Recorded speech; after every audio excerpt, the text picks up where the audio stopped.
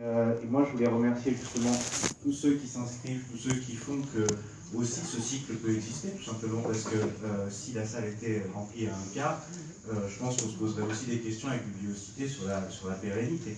Donc c'est aussi grâce à vous en fait que ce cycle il existe. Merci à tous. Merci à tous. Et on va donc effectivement inaugurer avec un sujet qui n'est pas forcément très facile, mais qui effectivement est circulaire pour la programmation des bibliothèques et qui mérite qu'on s'y intéresse du point de vue des représentations, des images.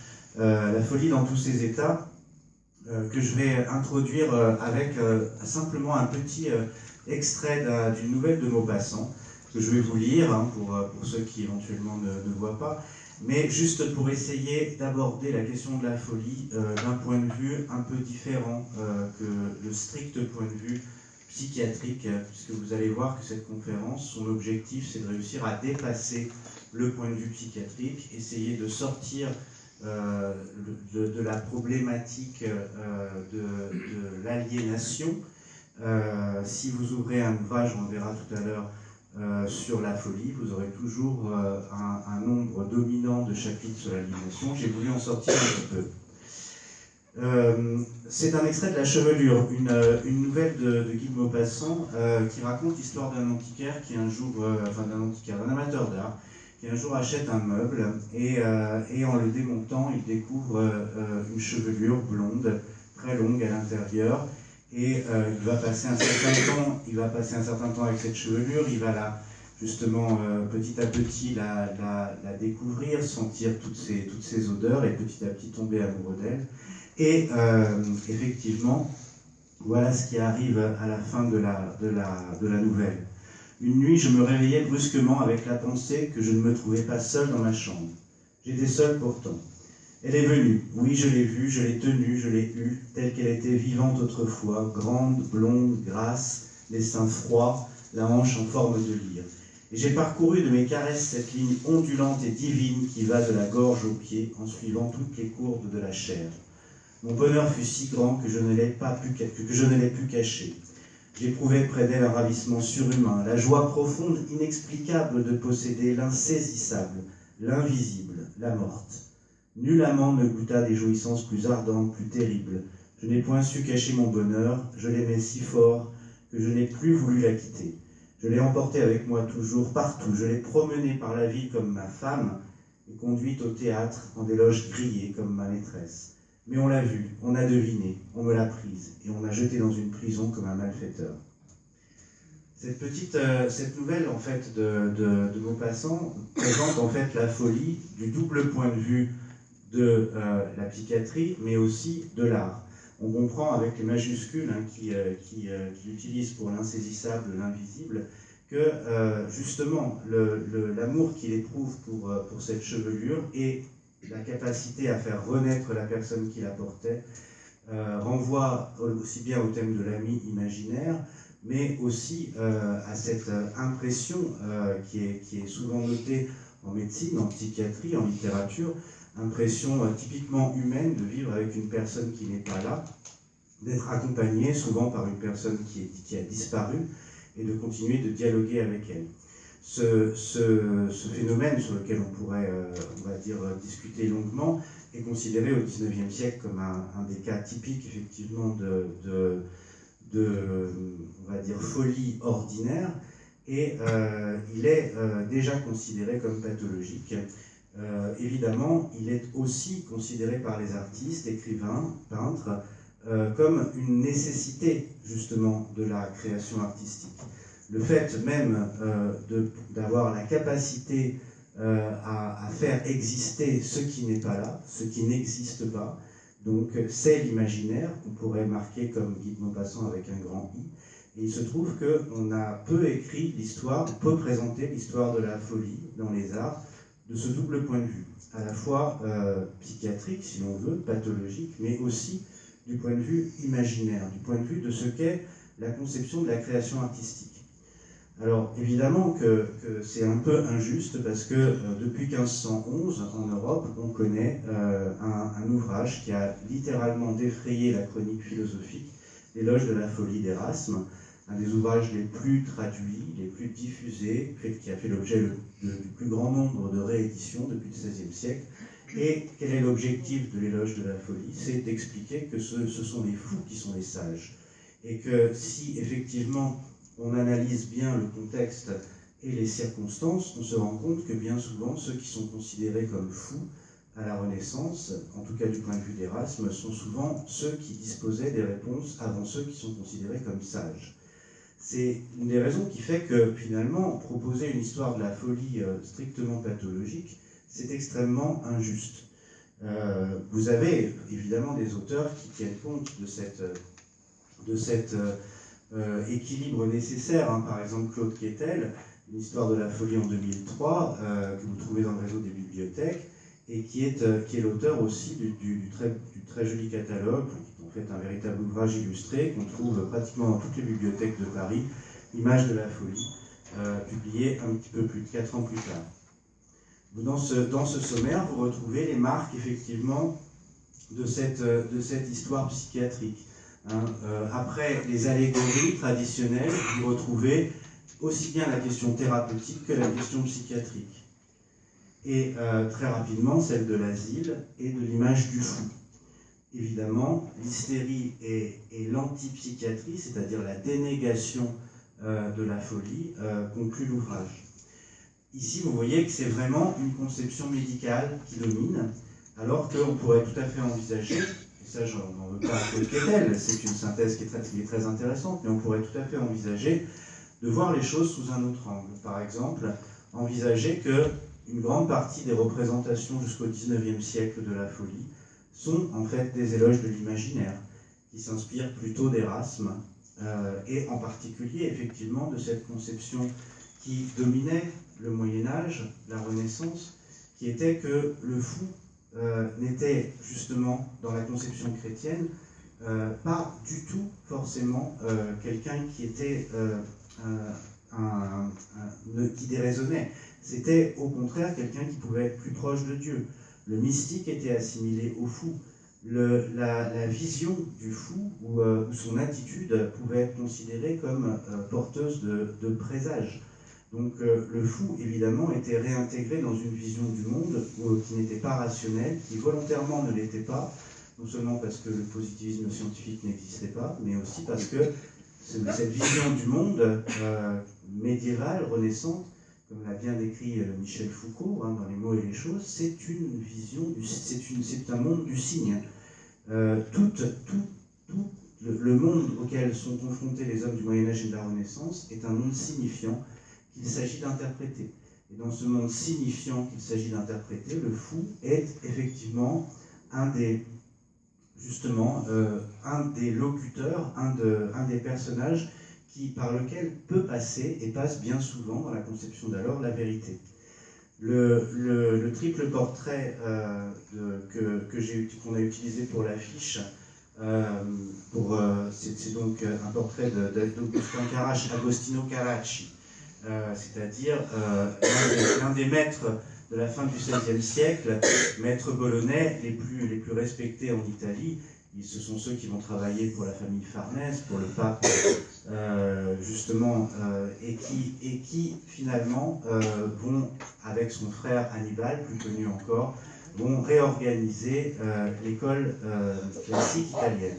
On ne peut pas douter qu'Agostino Carracci soit un personnage insensé, mais quand il fait le portrait de Harry le Velu, qui est au centre, de Pierre le Fou, qui est à droite, et de Hamon le Nain, qui est à gauche, évidemment qu'il ne fait pas simplement un portrait de cour, il fait aussi, il nous donne à voir une forme de vérité, une forme justement de présage dans les visages, une forme de sagesse, une forme de philosophie incarnée qui renvoie aussi à la pensée antique, hein, selon laquelle, par exemple, le compagnon de Dionysos, Silène, énorme, sur son âne, toujours ivre, il était aussi considéré comme le père de la philosophie.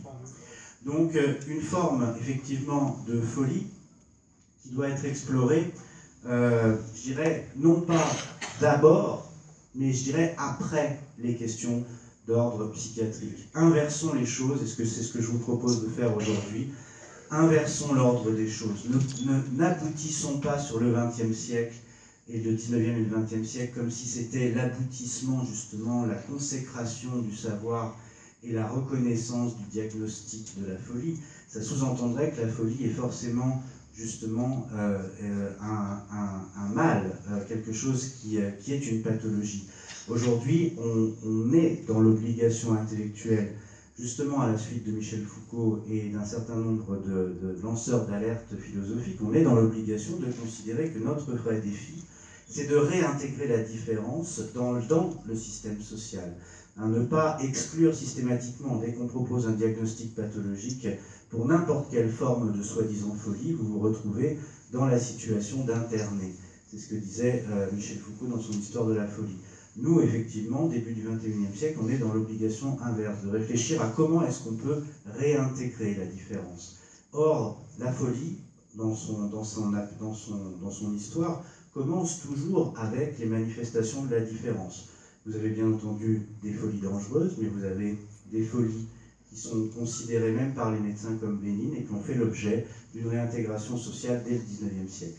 Tout ça justifie que, justement, on commence par la pathologie et qu'ensuite, on explore d'une certaine manière quelles ont été toutes les autres figures artistiques de la folie qui plaidaient dans l'autre sens. La remédiation, comment effectivement on a tenté, notamment les artistes de cour, les artistes savants, mais même les artistes au XIXe siècle plus romantiques ou plus contemporains, comment est-ce qu'ils ont tenté aussi de proposer, de participer à cette intégration sociale de la folie, à cette réintégration. Et puis on terminera tout simplement avec la synthèse de tout cela, c'est que l'art moderne et contemporain s'est constitué justement comme une forme de folie figurée, c'est-à-dire que pour transformer la tradition radicalement et pour tenter de briser la société qui enfermait systématiquement tout malade, toute personne au comportement dérangeant, eh bien, cet art moderne et contemporain a pris modèle sur la folie. On a fait non seulement l'éloge, mais a aussi tout simplement créé à partir de mimétisme, de négation, de profanation qui étaient directement inspirés par justement les comportements considérés comme, diagnostiqués comme fous.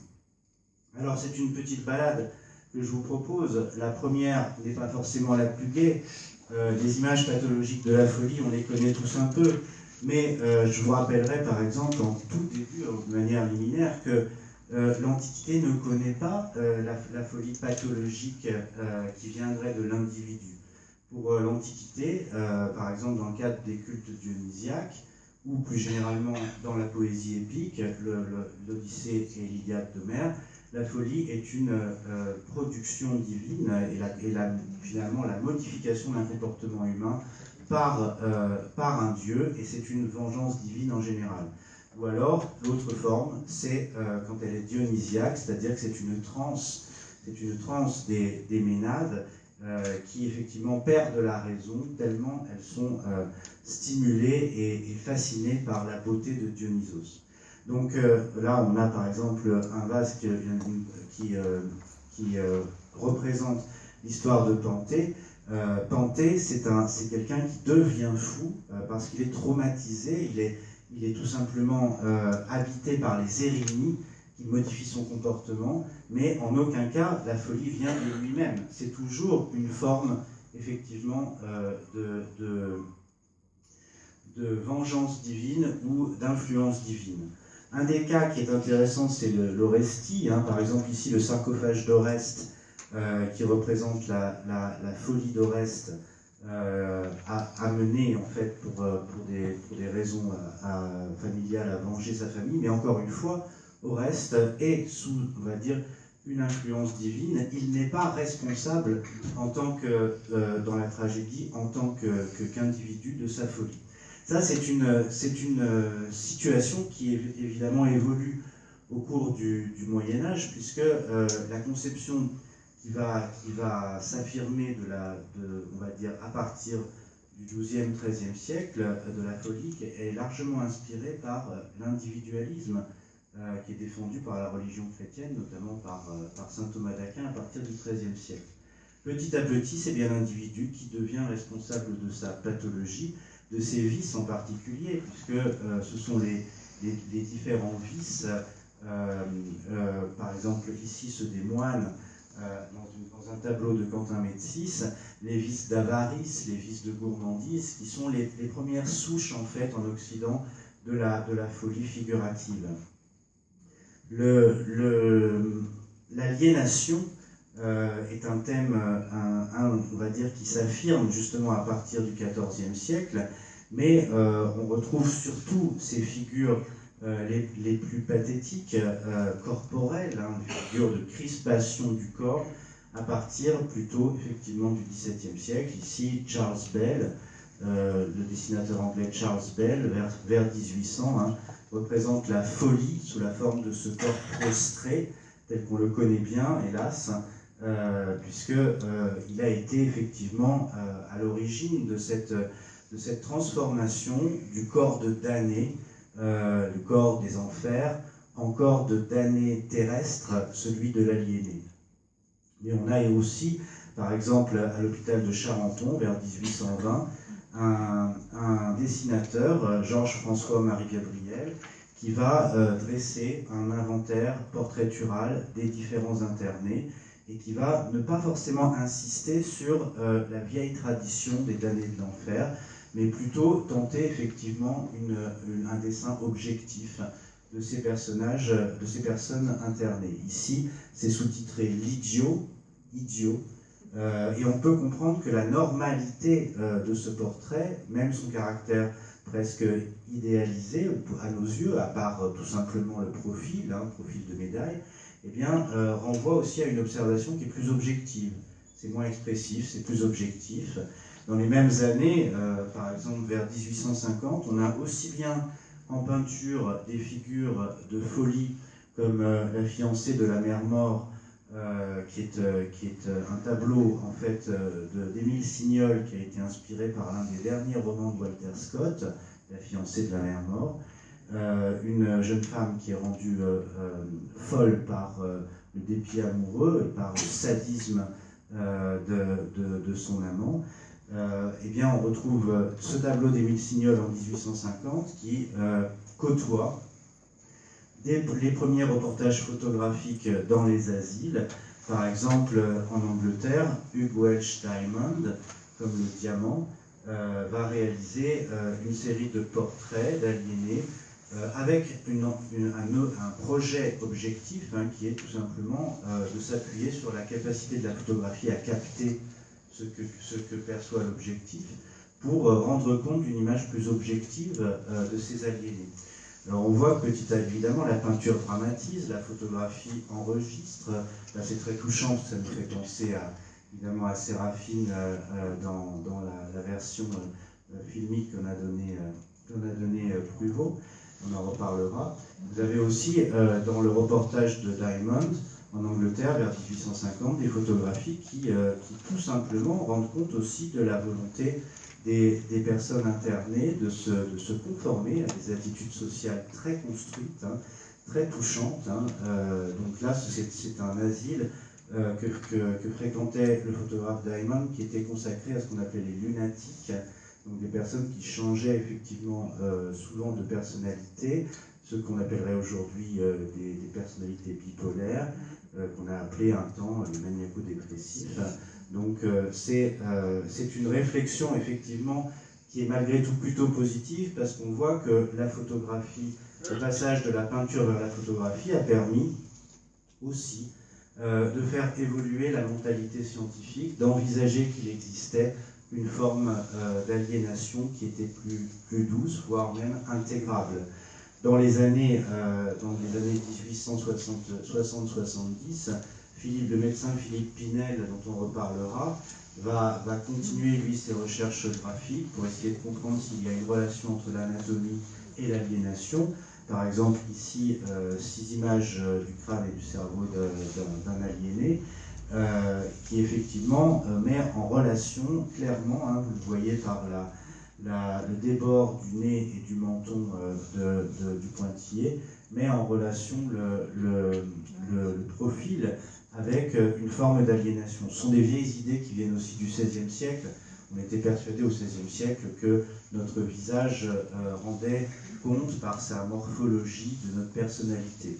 Donc évidemment ici, ce sont des études un peu traditionnalistes, mais qui se confrontent aussi à des études plus, dans les années 1880, beaucoup plus modernes. Par exemple, les très célèbres justement montages d'Albert Londe, L-O-N-D-E, Albert Londe et Baudouin Lebon, qui réalisent des montages à partir de photographies sur les différentes phases d'une attaque d'hystérie, ce que l'on appelle, hélas, parfois toujours de l'hystérie, hein, qui confondait à l'époque différentes formes, on va dire, de malaise, et qui effectivement ici tentent de cerner par la photographie quels peuvent être les rythmes, la physiologie de ces attaques.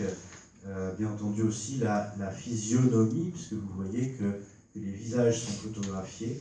Donc des éléments qui sont évidemment pour nous importants parce qu'ils font partie d'une histoire de la psychiatrie. Folie et psychiatrie sont en lien, mais la psychiatrie n'est qu'un aspect de la folie, je le répète. Et bien entendu, quand on voit l'impact qu'a pu avoir la question psychiatrique sur l'œuvre d'un cinéaste comme Stanley Kubrick, on réfléchit aussi à la dimension, je dirais, strictement artistique. C'est-à-dire que, évidemment, c'est difficile, c'est un sujet difficile. Pourquoi Shining, en 1980, présente cette obstination à nous faire souffrir d'angoisse et nous tirer effectivement dans l'univers et dans la tête de ce personnage qui est tout simplement une incarnation de l'aliéné du XIXe siècle. Kubrick le sait très très bien, mais il le sait très bien parce qu'il ne fait pas un film médical, il fait un film, et un film qui a pour objectif aussi de remettre en question un certain nombre de nos convictions sur ce qu'est l'équilibre mental, sur le fait qu'il serait parfaitement conçu comme un bocal, hein, celui qui est déséquilibré serait un bocal duquel rien ne sortirait. Shining nous montre, si on a le courage d'aller jusqu'au bout, que bien au contraire, il y a une forme effectivement de parasitage, de communication des angoisses qui va très au-delà d'un strict point de vue pathologique de l'individu. Évidemment, c'est dans Orange Mécanique que Kubrick réalise encore plus son projet. Pour ceux qui l'ont vu, hein, je vous ai pris une affiche un peu tardive qui a été redessinée, mais l'histoire d'un jeune homme qui s'intéresse principalement au viol, à l'ultraviolence et à Beethoven, façon aussi de rappeler pour Kubrick que toute forme de pathologie dans Orange Mécanique, dans la société contemporaine, est aussi un effet d'une société. Ce n'est pas une théorie philosophique de sa part, c'est juste un constat. Dans un univers qui effectivement a brisé tout lien ordinaire, simple et sociaux de relations entre les individus, eh bien le manque de relations se répercute ou se reformule en agressivité et en hyper-agressivité. Et inversement, si vous allez encore aussi jusqu'au bout du film, vous découvrez la thérapie qui est imposée au jeune homme une fois qu'il est arrêté, une thérapie qui est justement destinée à anéantir toutes ces formes d'agressivité et à en faire donc d'une victime une proie pour d'autres personnes justement souffrant des mêmes troubles que lui. Donc c'est l'aboutissement de cette réflexion sur l'aliénation, sur l'aliéné qui est limité en fait, qui est terriblement limité dans sa conception. Je sais que c'est difficile de s'occuper de ceux qui sont différents, on l'a tous plus ou moins fait, mais effectivement, nous sommes aussi face à un constat qui est que l'asile n'est qu'une solution dans sa conception médicale que dans des cas effectivement qui doivent être extrêmement limités et extrêmement accompagnés et encadrés. Pour le reste, c'est aussi notre confort qui est en jeu, et c'est aussi notre volonté de nous installer tout simplement dans une situation continue, sans remise en question, qui fait qu'on écarte la différence. Alors, j'évoque le thème de l'asile, on ne peut pas ne pas l'évoquer, puisqu'il fait partie des grands lieux du XIXe siècle, dans lesquels s'est aussi construit une réflexion philosophique et sociale. Là, à la fin du XVIIIe siècle en Angleterre, le célèbre caricaturiste Thomas Rowlandson représente l'asile de St. Luke's Hospital, où on retrouve effectivement, avec sa verve habituelle, plutôt comique, l'évocation dérisoire hein, des aliénés, en particulier des femmes. Saint-Luc se concentrait effectivement sur les aliénations féminines. On retrouve ce grand thème de l'organisation spatiale qui est censé favoriser la cure et la thérapie, l'architecture au service du retour à la santé mentale, une belle illusion qui effectivement a été démontrée par la chimie du XXe siècle, mais c'est pourtant effectivement une des grandes figures de la structure de la ville au XIXe siècle. Par exemple ici, l'asile de Sainte-Anne en 1877, avec ses grands bâtiments aérés, hygiénistes, hein, qui permettent d'envisager que finalement la folie des personnes internées est bien une maladie comme les autres et qu'elle va pouvoir être soignée par l'air pur et par l'espace bien organisé. C'est évidemment ce que dénonce un petit peu Daniel Vierge dans une gouache qui est au musée de l'assistance publique à Paris, la salle des Folles à la salle Pétrière. C'est une gouache qui date de 1900 à peu près et qui démontre que l'architecture n'y fait rien. En fait, c'est l'enfermement systématiquement qui prime et qui en fait rend compte d'une incapacité à soigner. Donc l'enfermement libre pour les gestes, sans camisole pour les personnes considérées comme non dangereuses, et puis l'enfermement individuel avec camisole pour les personnes justement considérées comme agressives. Les mêmes logiques, comme l'a montré aussi Foucault dans l'Histoire de la folie, que celle de la répression publique s'applique. Hein.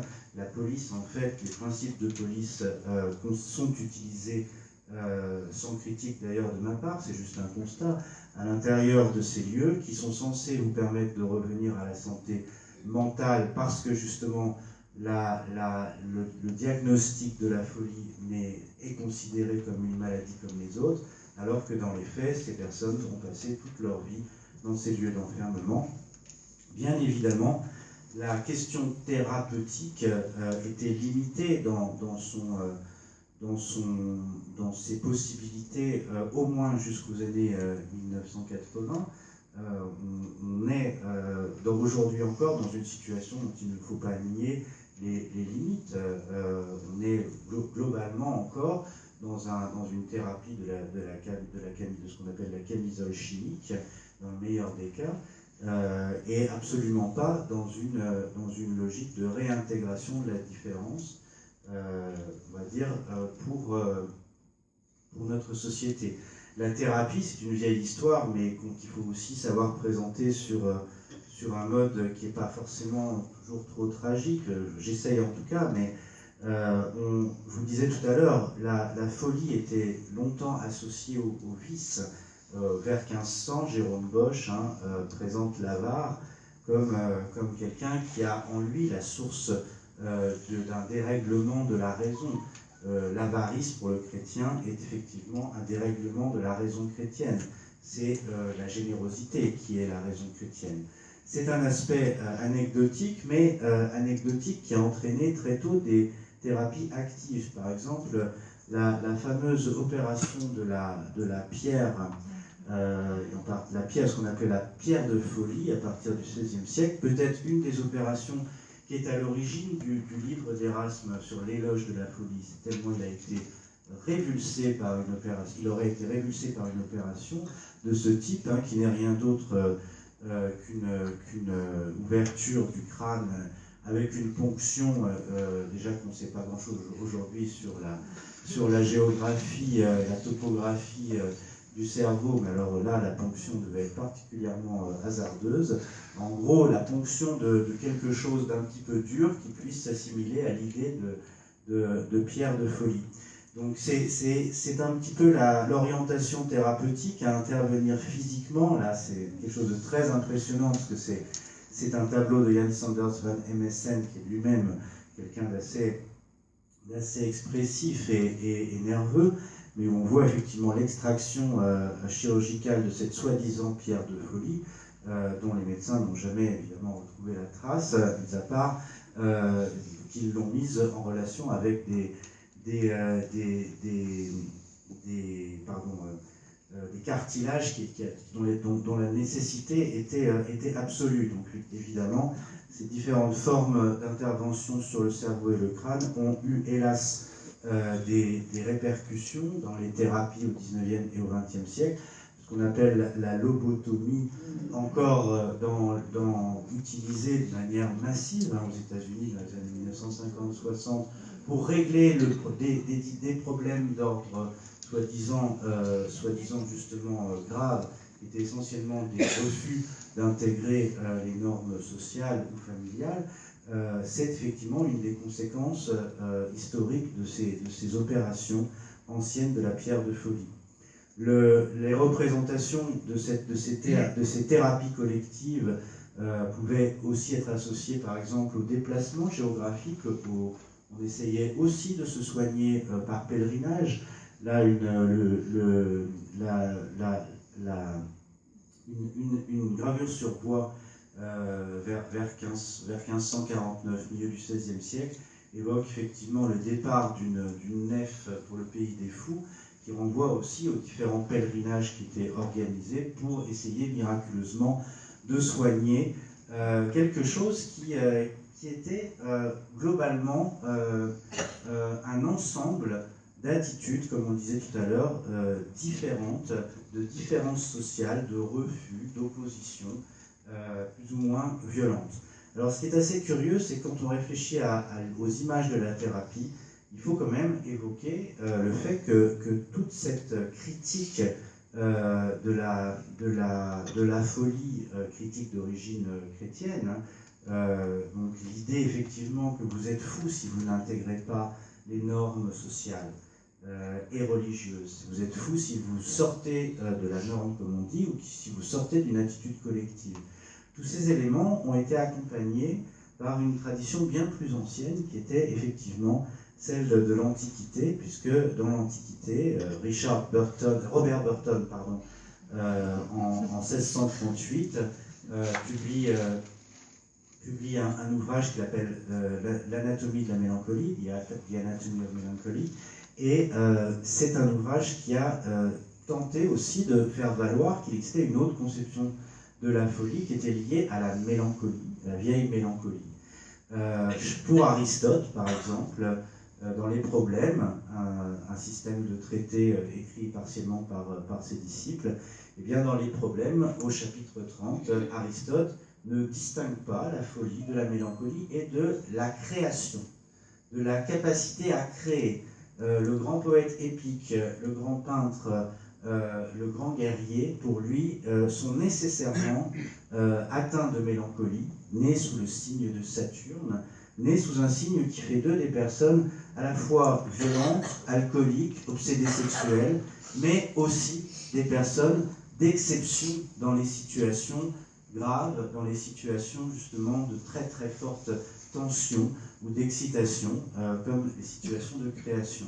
C'est ce que Burton fait ressortir au milieu du XVIIe siècle, cette conception tout à fait étonnante. Hein. Il tente de détacher justement la folie d'un strict point de vue pathologique qu'avait créé l'imaginaire chrétien pour le rapprocher de l'analyse d'Aristote. Et c'est rien dire, parce qu'effectivement, Aristote a connu, au Moyen-Âge, à l'époque moderne, une fortune continue.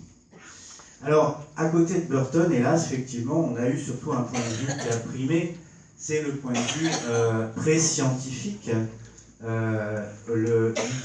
L'idée, effectivement, que la folie est quelque chose qui est un dérèglement, qui relève d'un dérèglement de l'individu, qui a sans doute pour origine un dérèglement des équilibres internes, des éléments, notamment à la vieille physique des éléments. C'est l'idée que la médecine va développer en fait jusqu'à la fin du XIXe siècle. Bon, dès par exemple 1753, on trouve différents traités comme celui d'Antoine Le Camus sur justement l'analogie entre l'esprit et le corps dans son traitement thérapeutique, la médecine de l'esprit. Donc il y a un très joli titre, en tout cas extrêmement documentaire, hein, où l'on traite des dispositions et des causes physiques qui, en conséquence de l'union de l'âme avec le corps, influent sur les opérations de l'esprit. Donc c'est vraiment, puisque il faut aller chercher la cause quelque part de ces dérèglements, eh bien, on va supposer que l'esprit fonctionne comme le corps et que c'est l'analogie entre les deux qui permettra de soigner l'esprit. Évidemment, c'est nié à l'appui, puisque si vous êtes colérique, c'est que vous avez trop justement à la fois de chaleur et de bile dans le sang, donc une bonne saignée, ça fait toujours du bien, surtout que ça vous calme pour un certain temps. Vous avez évidemment, pour terminer avec ces questions justement thérapeutiques, vous avez toute une législation qui s'installe à la fin du XVIIIe siècle, encore sous Louis XV et Louis XVI. Par exemple, je vous montre le frontispice de l'instruction sur la manière de gouverner les insensés, qui permet, qui est une instruction d'ordre à la fois administratif et juridique, hein, qui permet notamment d'organiser l'enfermement de toute personne qui ne satisfait pas aux normes de la tenue publique, hein, du respect public des lois et des normes sociales. Donc ça, c'est en 1785 qu'est appliquée cette instruction, à une époque où, de toute façon, la thérapie mélange encore des éléments religieux et des éléments scientifiques. Le très célèbre tableau, alors c'est pas un tableau, c'est une peinture murale de Goya, le pèlerinage à l'ermitage de San Isidoro, qui a été peint vers 1820, évoque directement la synthèse, hein, de cette, à la fois de la figure des damnés de l'enfer, l'idée que peut-être par miracle on pourra se sauver, mais Goya n'est pas si bête, hein, si la peinture est si noire, c'est aussi que c'est une vision désespérée de cette naïveté qui voudrait qu'on puisse se sauver par pèlerinage, en un temps où de toute façon, même Goya lui-même pense que les dérèglements, les formes insensées pourront peut-être trouver une solution dans la chronologie, hein, l'étude médicale, qu'on appelle aussi phrénologie, du cerveau. Alors, cette histoire des images thérapeutiques, elle nous conduit évidemment, et elle est toujours très proche des grands tableaux d'histoire qui vont être proposés à l'assistance publique ou à destination de l'État au XIXe siècle. En 1884, je fais une petite erreur de date, vous avez un tableau de Charles Moreau, vous avez peut-être entendu parler sous le nom de Charles Moreau de Tours, qui représente les fascinés de la charité. Ça a été souvent reproduit dans les livres d'histoire, et c'est sous-titré « Séance d'hypnotisme dans un hôpital psychiatrique ». Ça renvoie au fait que, à partir des années 1870, dans le cadre de la très grande mode sur de l'hypnose en Europe, qui va aussi bien conduire jusqu'à Freud que jusqu'aux tables tournantes des salons à la mode, eh bien, on envisage effectivement d'utiliser l'hypnose collective comme une solution de cure pour les personnes dites folles. Alors c'est dire un petit peu l'état désespéré de la recherche à ce moment-là. Dans ces mêmes années, on utilise l'électricité pour essayer aussi de développer des nouvelles thérapies. On photographie des personnes que l'on électrocute pour voir effectivement quelles sont leurs réactions. Très sincèrement, on est dès les années 1880 dans une situation médicale désespérée. On connaît les expériences de Charcot, mais si finalement la méthode douce de Freud, la psychanalyse, va remporter un succès réel au niveau international, c'est aussi parce qu'elle venait former le contrepoint à des méthodes extrêmement agressives qui s'étaient développées pendant tout le XIXe siècle, assimilant ceux qu'on appelait des fous à de véritables cobayes, tout simplement pour aussi tester chimiquement, photographiquement, avec des outils électriques, toutes les innovations de la révolution industrielle. Alors, c'est par rapport à je ne voulais pas trop approfondir ce constat, mais évidemment pour nous, ça nous permet d'introduire ce que peut être une image de la remédiation, une figure de la remédiation. Les artistes, depuis le Moyen-Âge, considèrent de toute façon que c'était en gros Aristote et ses problèmes qui avaient raison. La mélancolie, c'est une synthèse de ce qu'on appelait la folie et de la créativité.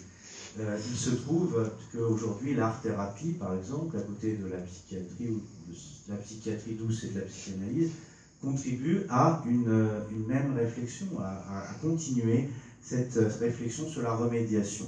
La remédiation, c'est envisager qu'on puisse, sans changer la totalité, sans bouleverser, justement apporter des changements qui vont être simples, qui vont être inscrits dans une logique de soin, de douceur. Et c'est effectivement la tradition que l'on retrouve depuis le Moyen-Âge chez les artistes, on va dire, particulièrement soutenus, le plus souvent effectivement par des grandes structures princières, ecclésiastiques. Il y a une forme de science, de savoir artistique qui s'est associée à une sensibilité dans la production de ces images. Évoquons 3 pistes, la dérision, l'empathie et la sublimation. La remédiation, en image, c'est déjà commencer par se moquer de cette fameuse lithotomie, opération de la pierre, justement de la folie. Jérôme Bosch, un petit peu avant 1500, réalise ce type de représentation satirique de l'opération qui identifie bien aussi le caractère dérisoire que l'on attribue alors à la lithotomie.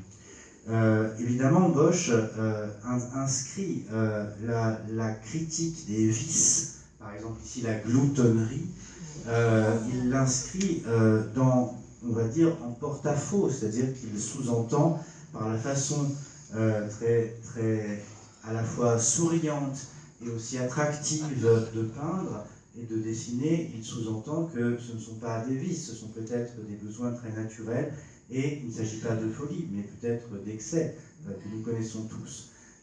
C'est dans ce cadre, évidemment, c'est dans une pensée de la remédiation, on cherche à élaborer dans le cadre des productions artistiques savantes, des figures qui justement tournent en dérision la folie ou le diagnostic de folie.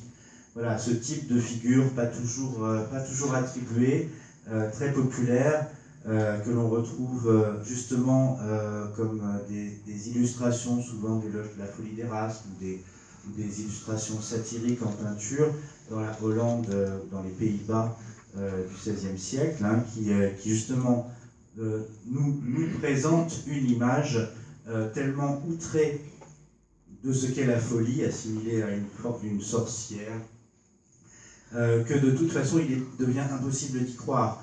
C'est un divertissement, c'est un jeu. L'image effectivement par exemple, par Cornelis Soun, d'un fou effectivement qui regarde à travers ses doigts, on la retrouve tout au long du XVIe siècle.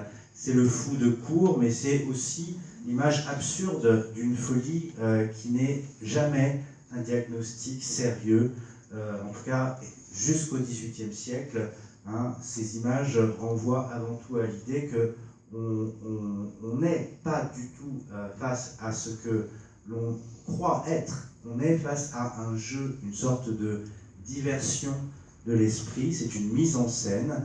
Le bâton du fou n'est pas crédible, c'est l'absence de crédibilité de ces images que l'on retrouve aussi dans le portrait, très célèbre double portrait de Quentin Médicis, qui effectivement représente des commanditaires de façon simiesque, façon évidemment simiesque, notamment pour la femme à gauche, physionomie simiesque qui s'assimile à une coquetterie tout à fait déplacée, mais on a aujourd'hui la preuve, en retrouvant le portrait de droite, que c'était bien une commande volontaire des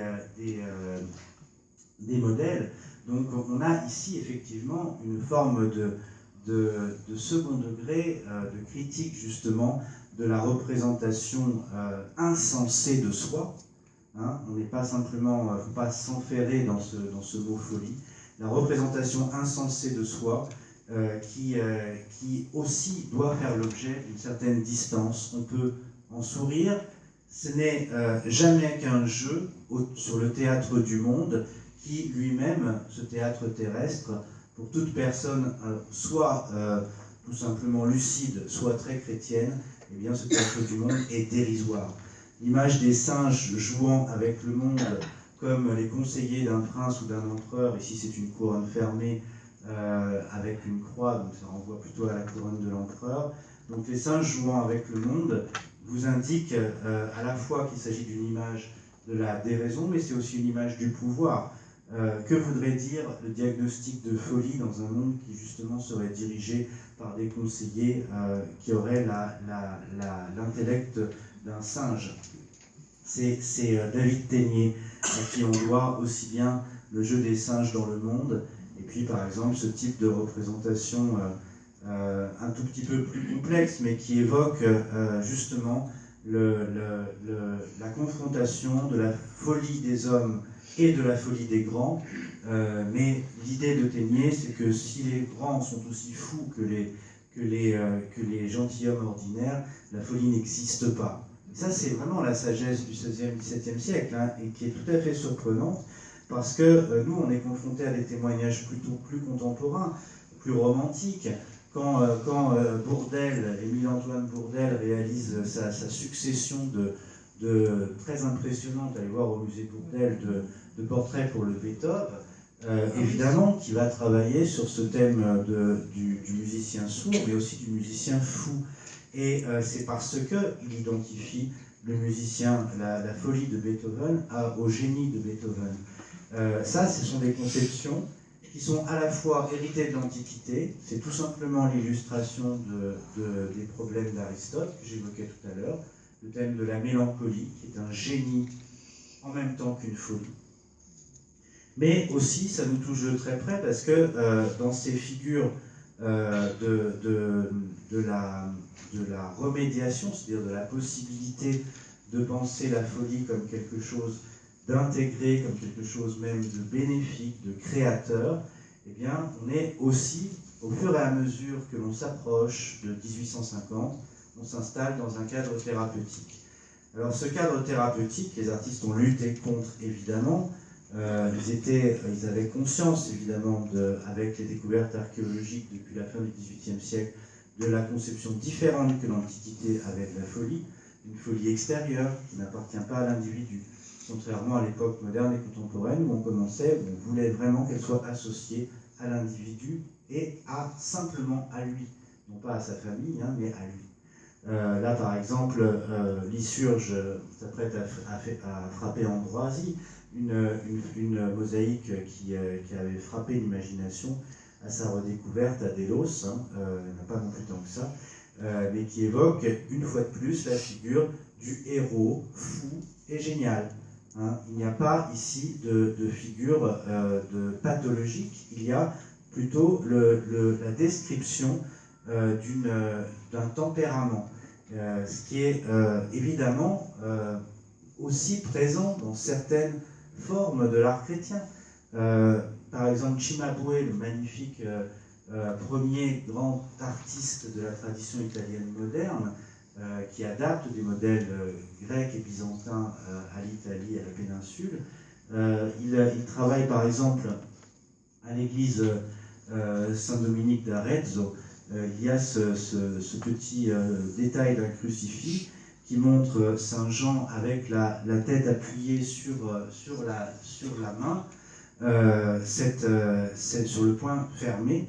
C'est une figure qui pourrait nous paraître très chrétienne, mais en fait qui vient directement de l'Antiquité, des fameux problèmes d'Aristote. Hein. Aristote décrit, et son entourage décrivent le fait que le génie mélancolique qui pourrait passer pour insensé, eh bien, il est souvent en attitude de prostration comme cela. Et cette prostration, la tête sur la main, c'est sa méditation, c'est sa réflexion, c'est ce qui prépare justement le surgissement de l'idée, de l'éclair. C'est une idée qui est illustrée par Dürer, hein, très célèbre gravure au burin de 1514, où on retrouve à la fois cette inspiration de l'Antiquité, mais aussi eh bien, un de nos espoirs, qui est que peut-être la folie puisse être aussi pensée en Occident sous une forme, non pas métaphorique, mais sous une forme créative, sous une forme poétique. C'est le grand rêve de l'art-thérapie. L'idée qu'effectivement ici, c'est toute la puissance et l'énergie de la folie qui est mise au service de la méditation, de la création poétique et éventuellement, dans le cadre d'Durer, puisque cette image est un peu spéculaire pour lui, hein, une sorte d'autoportrait, qu'elle puisse aussi être mise au service des arts. Alors le thème de la remédiation, évidemment, nous permet de circuler. Les artistes se sont battus contre la critique de la folie dès le XVIe siècle.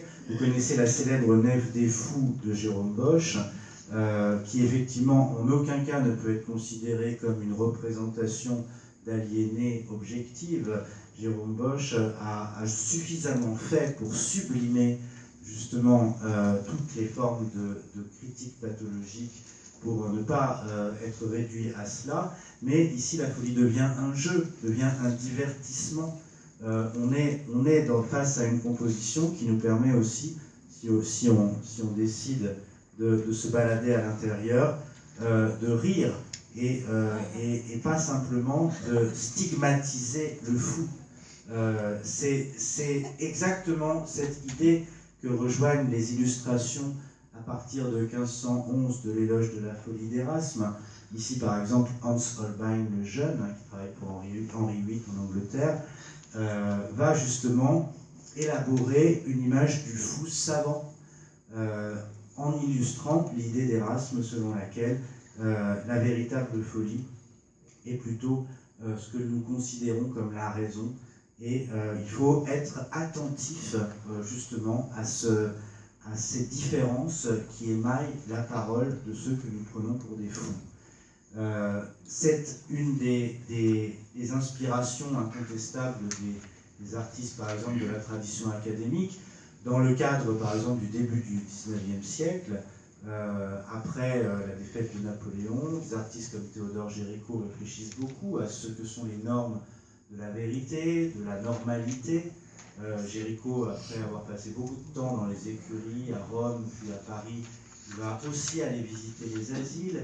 Il va faire des portraits aujourd'hui immensément célèbres, par exemple celui de la monomane de l'Envie, qui est au musée des Beaux-Arts de Lyon, un portrait subjugant. Alors il y a une série de monomanies de Géricault, on en connaît à peu près 12 aujourd'hui, il y en avait sans doute d'autres, on en retrouvera.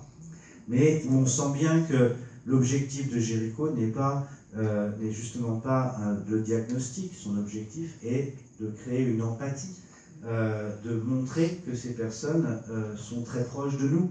En aucun cas, on ne trouve de déformation physionomique ou de transformation expressive qui pourrait laisser entendre que ces personnes sont totalement différentes. Non, elles nous ressemblent. Et elles nous ressemblent tellement qu'elles regardent rarement, elles nous regardent rarement, elles ne sont pas gênées par le fait que le peintre les peigne. Elles ne sont pas inquiètes plus que cela, elles sont juste dans leur situation de vie ordinaire. Extraordinaire empathie dans ces séries de monomanes de Géricault, que l'on retrouve évidemment aussi dans le milieu médical. Le médecin Pinel, que j'ai évoqué tout à l'heure, avec ses croquis de cranéologie et de phrénologie, il va aussi, il est à l'origine, si nous avons des rues et des boulevards qui portent son nom, c'est aussi parce qu'il a demandé que l'on désenchaîne les fous qui effectivement, alors ceux qui étaient considérés comme des aliénés, fous ou insensés, qui n'étaient pas agressifs. Donc c'est le tableau de Tony Robert Fleury, délicieux peintre lyonnais, qui nous montre effectivement ce qu'on appelle le geste de Pinel, le moment où on détache, où on désenchaîne les aliénés qui ne sont peut-être pas aptes à la vie sociale, mais qui ne sont pas dangereux pour leur entourage. grand moment d'empathie médicale et artistique que ce tableau de Robert Fleury, qui évidemment doit être mis en relation avec des choses que nous connaissons mieux. Alors vous connaissez tous par cœur Van Gogh, mais est-ce que vous connaissez ce portrait d'un malade à l'hospice Saint-Paul qui date de 1890, donc c'est tard, hein, c'est déjà un moment où il est lui-même affecté par certains troubles. Alors le diagnostic n'est absolument pas bon, les biographes sont tous d'accord là-dessus. On ne sait toujours pas exactement quels étaient les troubles qui l'affectaient. Mais ils ont été très certainement exagérés et amplifiés par le besoin de la famille aussi de contrôler un petit peu Van Gogh à ce moment de sa vie. Donc il peint ce portrait, alors ça m'étonne toujours, portrait d'un malade. Évidemment, on imagine que c'est une forme de projection, mais pourquoi ? C'est presque une surinterprétation de dire que c'est une projection. A priori, il s'intéresse peut-être surtout, avant tout, à l'autre de façon empathique. Et surtout, ce qui est très étonnant, c'est qu'on voit que c'est un large croquis, mais que la partie supérieure, hein, au niveau du crâne, est affectée par des grandes traces de brosse, hein, comme s'il avait voulu insister justement sur cette zone, peut-être par angoisse personnelle, ça c'est possible, mais peut-être aussi parce qu'il reproduit des vieux schémas diagnostiques, thérapeutiques, qui sont ceux du 19e siècle. C'est pas parce que c'est Van Gogh qu'il a non plus aussi une intuition totale de ce que pouvait être la remédiation.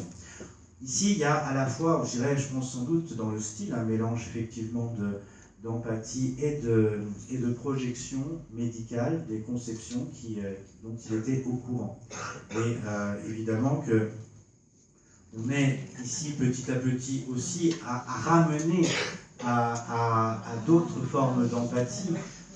Les artistes, à cause de la vieille tradition aristotélicienne, à cause aussi du bien que ça fait quelquefois, tout simplement de se mettre au travail figuratif, que ça libère l'esprit, ils ont petit à petit effectivement concouru, peintres comme cinéastes, à une représentation, à une diffusion des figures empathiques de la folie.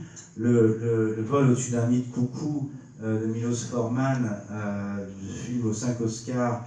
Alors pour ceux qui ne l'ont pas vu, c'est toujours, ces conférences servent aussi à vous renvoyer à des choses qui sont effectivement quelquefois dures, mais qui sont essentielles.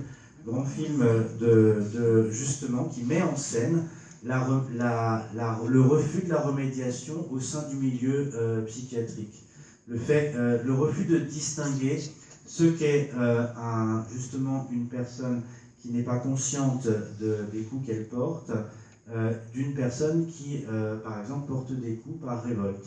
Ça a été un des grands débats des années 70 et 80. Comment distinguer et comment intervenir par humanité à l'intérieur du milieu clinique et hospitalier. Et ce film en rend compte au terme, effectivement, d'une réflexion artistique qui souvent conduit à la question de la sublimation. Alors, j'emprunte à la psychanalyse ce terme. Sublimer, c'est a priori transformer en autre chose, c'est oublier en substituant le souvenir à un autre souvenir.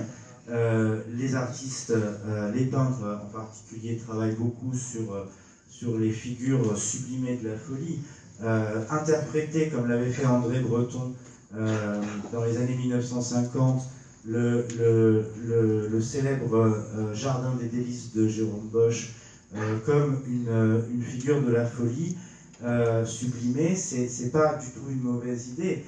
Jérôme Bosch n'est pas un idéologue, c'est quelqu'un qui s'intéresse justement à l'ambiguïté des figures et du signe.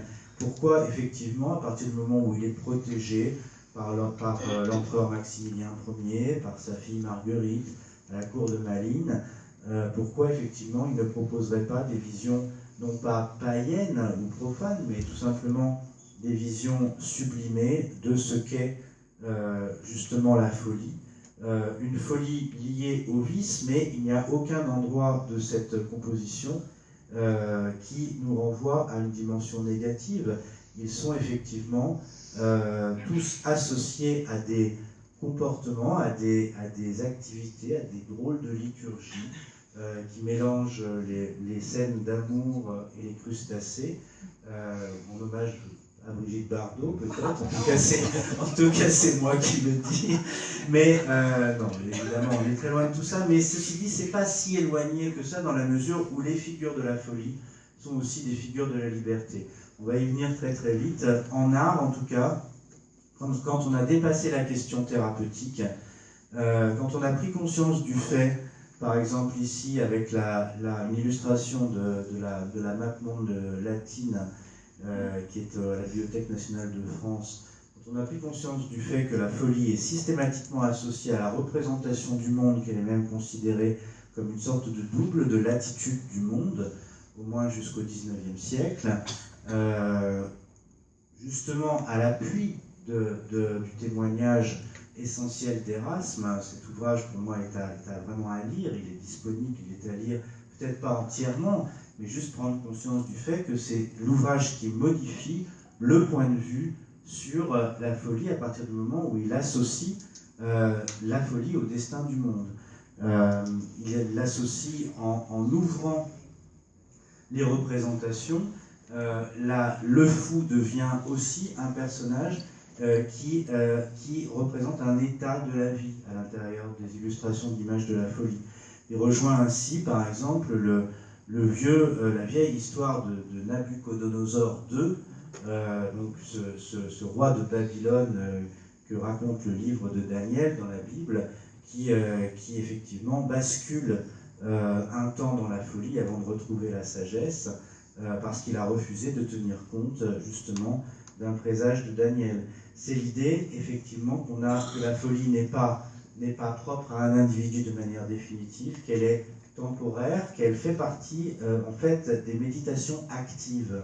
Hein, ça c'était un vieux thème chez les mystiques. Donc ici, quand William Blake, au début du XIXe siècle en Angleterre, représente Nabuchodonosor ramené à la situation bestiale, hein, comme dit la Bible, qui marchait sur le sol comme une bête, il évoque aussi ce moment temporaire, pas forcément ce moment définitif, qui résonnerait sinon effectivement toujours comme une sorte de double du jugement dernier. Les artistes, évidemment, le savent, d'autant plus qu'ils sont eux-mêmes sujets à ce type de basculement de personnalité. Quand on évoque cette histoire de la folie, qui est une histoire thématique, il faut absolument garder à l'esprit que ce que nous appelons le tempérament ou l'affection bipolaire est quelque chose qui est aussi globalement, petit à petit, reconnu comme une tendance présente chez tous et qui effectivement va faire l'objet de crises particulièrement violentes chez certains et chez d'autres rythmera simplement les différents mouvements de la pensée et de la sensibilité. Ça, ce sont des choses que l'on retrouve décrites dans des journaux, par exemple le journal de Delacroix, contemporain de cet autoportrait de Gustave Courbet, journal de Delacroix dans les années 1840. Si vous ne l'avez pas lu, jetez un petit coup d'œil, pas obligé de le lire non plus, hein, mais effectivement évoque ces moments où il passe d'un tempérament, d'une situation mentale à l'autre de manière extrêmement violente et rapide, des choses qui ont beaucoup intéressé justement les artistes du XIXe siècle et qui leur ont permis bien souvent de douter des différents diagnostics médicaux. C'est ce qu'évoque par exemple Delacroix à mon avis, hein, dans la Médée du Palais des Beaux-Arts de Lille, un tableau absolument sublime, hein, qui justifie un petit aller-retour si vous ne l'avez pas vu. Très beau tableau de 1862 qui évoque cette ambivalence absolue de la folie, c'est-à-dire que Médée, trahi par Jason, trahi, c'est-à-dire qu'il l'a trompée, et elle va effectivement se venger de lui en sacrifiant, en tuant ses deux enfants, c'est même pas un sacrifice, juste pour lui produire la plus importante, la plus insurmontable des douleurs. Cette forme de basculement dans la folie, qui correspond exactement au diagnostic que portaient les médecins de l'Antiquité, en particulier depuis Aristote, mais aussi les ouvrages, les livres d'Hippocrate, eh bien ce basculement est ici mis en scène comme finalement une forme de la vie mentale mais pas du tout comme une pathologie. Aussi bizarre que ça puisse paraître, et d'ailleurs le mythe de Médée n'en fait absolument pas une aliénée, elle en fait quelqu'un qui, sous le coup de la colère, sacrifie ce qu'elle a de plus cher. Donc ça nous ouvre, évidemment, ça évoque une autre psychologie. Nous, on est vraiment habitués, c'est là où on comprend qu'on est vraiment habitué à la psychologie pathologique et non pas à une autre psychologie qui est peut-être dérangeante, mais qui est celle aussi du passage permanent du débordement à la réintégration de la norme. Moi, ça m'amuse parce que ça me fait penser à des séries particulièrement sanglantes qui sont produites par Netflix, mais parce qu'effectivement, un des grands thèmes contemporains, des grands thèmes de réflexion sur la folie, c'est celui de l'intégration sociale de la folie. Et ça, on le trouve effectivement déjà chez Delacroix, où effectivement, dans les représentations de l'hôpital d'Arles de Van Gogh, on retrouve des personnes très, très apaisées, pas du tout nerveuses, qui vivent la salle de l'hôpital exactement comme si c'était une salle ordinaire, avec effectivement l'évocation d'un milieu justement éclairé, apaisé, d'une forme de bien-être. Van Gogh ne nous dit pas que ça ne peut pas basculer, mais on entrevoit effectivement autre chose qu'une forme d'hystérie. Ces différents thèmes, en particulier une remédiation et une volonté des artistes de synthétiser, de sublimer, de proposer d'autres figures que celles de l'hystérie, et surtout des figures qui rendent compte du travail créatif qui est en lien avec cette transe qu'on pourrait assimiler à la folie. On peut effectivement les égrener. Bon, au passage, et effectivement, il nous reste quelques minutes, donc j'évoquerai le célèbre portrait de Jean Genet par Giacometti. Quand Giacometti le peint en 1955, Jean Genet est vraiment considéré comme une figure, on va dire, d'aliéné littéraire. C'est quelqu'un qui a un passé lourd, qui a été emprisonné au bagne, qui a été réintégré à l'aide justement du réseau Sartre-Beauvoir dans la littérature. Et c'est vraiment ici la transformation de l'aliéné en saint que propose Giacometti. Il y a une légère auréole grise qui entoure sa tête. Le visage est parcouru du rouge, de ce sang, de la douleur. Donc autant d'éléments qui effectivement rendent compte de cette volonté artistique de tout simplement réintégrer la folie dans son cours. Et son cours, c'est la création. C'est pas, contrairement à la lecture que nous en avons habituellement, justement la création qui serait un moment exceptionnel au milieu d'un torrent fougueux, d'un torrent de délire. Non, c'est le contraire qui est suggéré par justement les différentes solidarités artistiques, jusqu'à Louise Bourgeois, qui elle, accentue, je dirais, encore plus la logique. La très belle installation intitulée CEL, CE2L, Arch of Hysteria, l'arche de l'hystérie, présente un corps effectivement qui est révulsé, et il est révulsé au-dessus d'un drap sur lequel est imprimé je t'aime, je t'aime, je t'aime, une forme aussi très simple et très efficace, façon très simple et très efficace de rappeler que ce qui est identifié à la folie est aussi un problème de sensibilité, en lien directement avec une sensibilité qui peut être particulièrement ravagée, et pas simplement une pathologie soumise à thérapie. Terminons avec quelques formes justement de l'éloge artistique de la folie.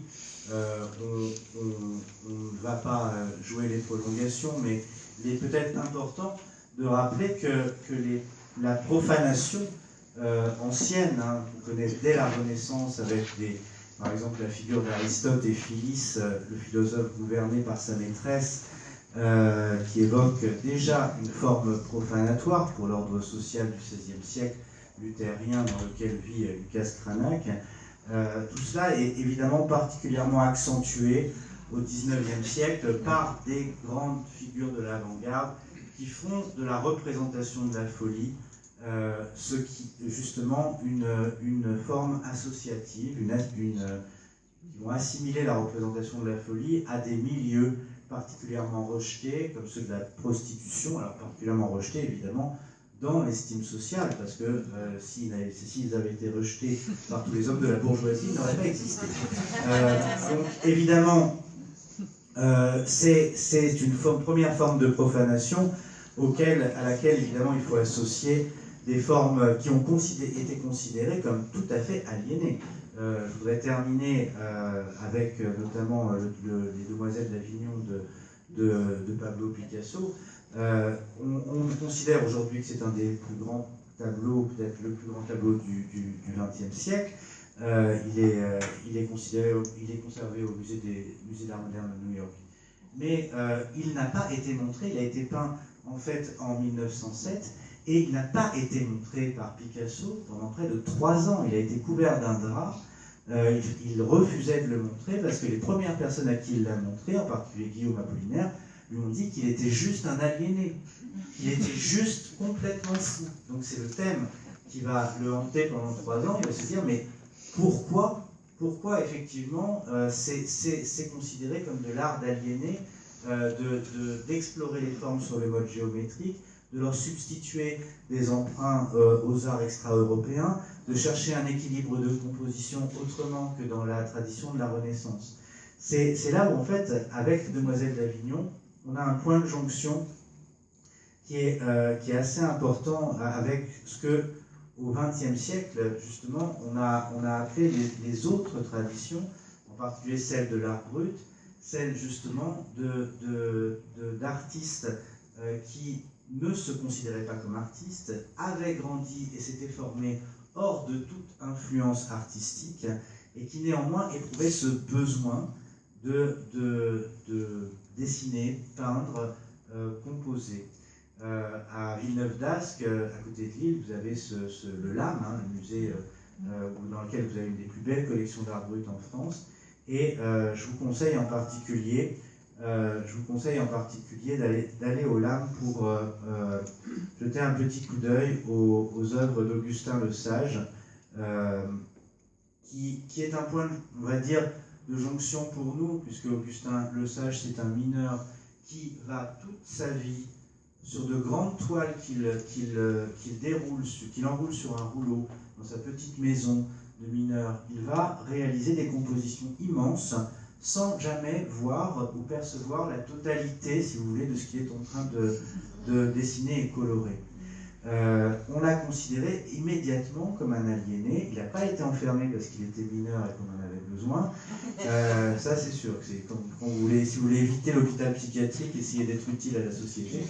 Et effectivement, André Breton découvre Augustin Le Sage et va remettre en question toute sa conception, même surréaliste, si vous voulez, de la création. Il part justement du principe que c'est une forme de différence psychique qui permet d'inventer, et non pas un long travail, une longue formation qui permettrait d'inventer. C'est la conception de l'art brut, c'est-à-dire d'un art justement distant de toutes les formes de culture, que l'on retrouve, alors c'est mon préféré, André Robillard, André Robillard avec ses séries de carabines en assemblage qu'on trouve à Villeneuve-d'Ascq, considéré évidemment comme un fou par son entourage, avant que justement Dubuffet, qui s'occupait dans les années 70-80 de la question de l'art brut, le découvre, l'expose. Alors il est toujours vivant, André Robillard, et il hante toujours les couloirs du musée de Villeneuve-d'Ascq, et évidemment il se considère, et c'est là où c'est très important de le présenter dans le cadre de cette conférence, André Robillard se considère comme un artiste de premier plan, équivalent à Raphaël. Alors là, il est évidemment, reposons la question pour terminer, pour conclure de manière très frontale, la folie ici, évidemment, fait s'écrouler notre édifice esthétique. Nous exposons à Villeneuve-d'Ascq les carabines et les assemblages d'André Robillard, qui se considèrent comme aussi importants dans l'histoire de l'art que Raphaël, non pas au second degré, mais au tout premier degré.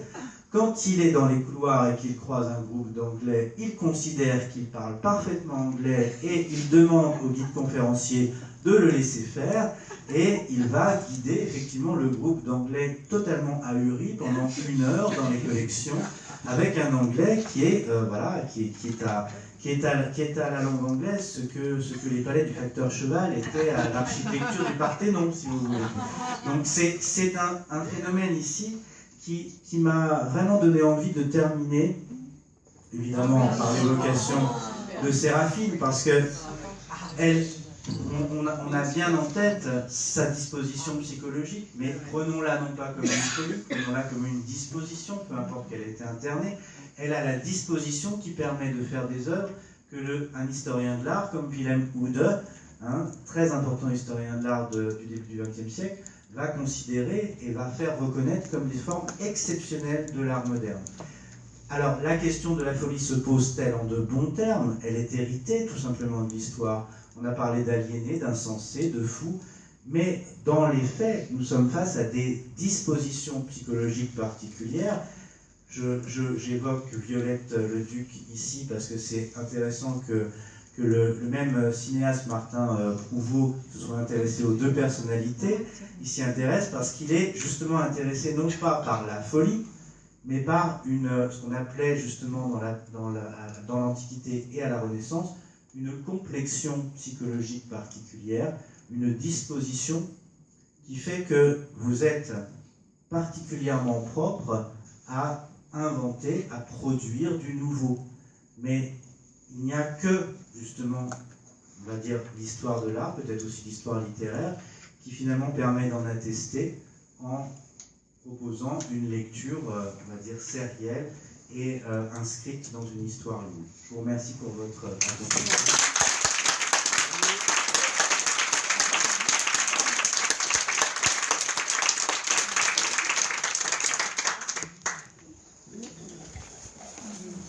Merci.